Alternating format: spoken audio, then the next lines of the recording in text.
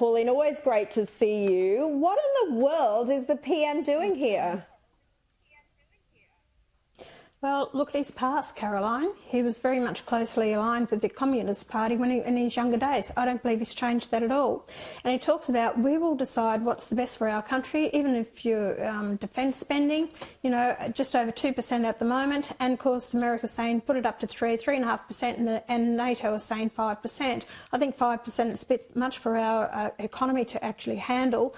But he's not even talking about it, negotiating. He says we will do what we think is best for our country, for our own sovereignty.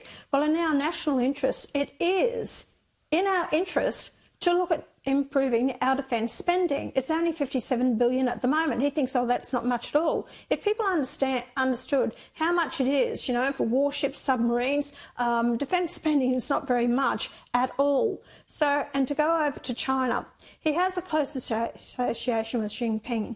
And I also say, he is shocked and embarrassed that he hasn't been able to have a conversation with Donald Trump or to actually meet with him. Now, this is going to be his fourth visit and going over to China. So that tells you something about his association with China. And even Rudd had it. All, you know, this is Labor association with it, and he ridicules the coalition or anyone else. He's not the right man making right decisions at the moment that we need, especially when we see China is growing bigger all the time in their military, in their trade, control of this area of the world. They've gone to the Solomons, they've done a deal with them.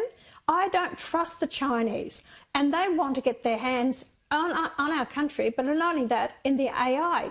So if the Albanese government is trying to get land bridge up at the Port of Darwin, I hope they don't do a deal to allow China into Australia to do with anything to do with our communications, because what I've even heard, they don't trust them anyway, because any Chinese workers at the Parliament House, they are followed around by security because they don't even trust them, even in Parliament House. So I don't trust the Chinese, what they want to do or achieve or what they want to get out of Australia. And I don't trust our Prime Minister. Oh, but fear not, Pauline. Fear not. I know you say don't trust them, but apparently we can all rest easy about this China trip, because we hear today that Jim Chalmers has pre-warned Beijing there will be no relaxing of foreign investment rules. Does that set your mind at ease?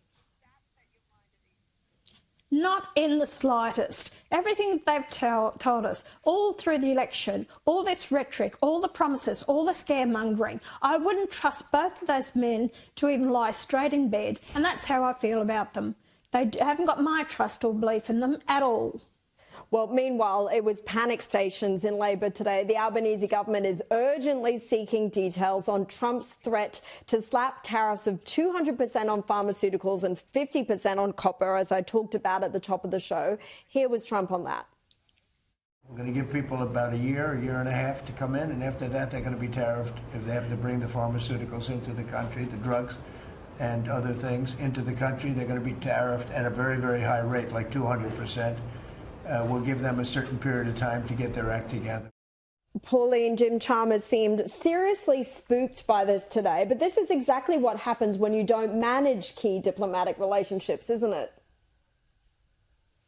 It is, that's true, and 200% is hell of a cost, but that cost is actually, tariff is a tax put on that product going into the country. So then what happens is the people who buy that product, that Australian product, are going to be paying more for it. Now remember, the Australian dollar is 65 cents to the American dollar. Well, I say that we only get 65 cents per American dollar. So the exchange rate is in their favour if they're buying anything that is Australian. Caroline, right from the beginning in 1996, when I delivered my maiden speech, I questioned the tariffs. Tariffs have destroyed our own industries and manufacturing in this country. We've allowed for cheap products to come in from overseas. We sell them the raw materials and we're buying back the finished product. That's why the high trade that we have with China, we're selling them all the product that we need. We don't we don't have industries, manufacturing anymore that we used to make the white goods and cars and steel, everything in this country. We don't do it anymore.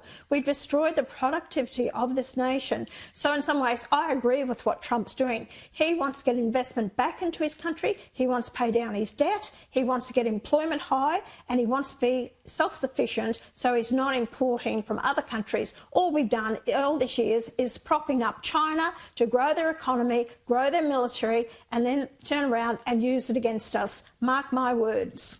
Yeah, well, he did, campaign on that, America first, and he's doing it. We just need to get a meeting with him now. Pauline Hanson, thank you so much for your time.